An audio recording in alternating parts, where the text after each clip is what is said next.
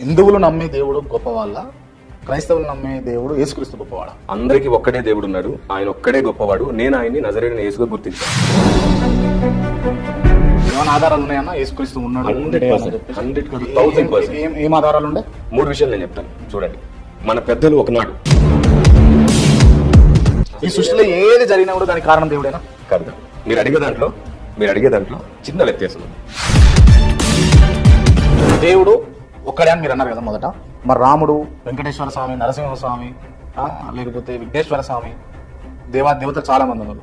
వాళ్ళందరూ మరి ఒకటే మాట చెప్తాను, ఎలాంటి దాపరికం లేకుండా ఎవరిని బాధ పెట్టాలని మనసు నాకు ఎలాగో లేదు. అంటే యేసుక్రీస్తు నమ్మితేనే మంచి జరుగుతుంది, యేసుక్రీస్తు నమ్మకపోతే మంచి జరగదు. ఇది కూడా యేసుక్రీస్తు చెప్పిందా? గ్రంథాలు ముందా, యేసుక్రీస్తు ముందా? దేవుడే ముందు, యేసుక్రీస్తే ముందు. మరి యేసుక్రీస్తు వస్తున్నాడని గ్రంథాలు ఎట్లా చెప్పినాయి? ఆయన ముందు కాబట్టి కదా నేను వస్తున్నానని చెప్పించుకున్నాడు. ఎవరితో చెప్పించుకున్నాడు?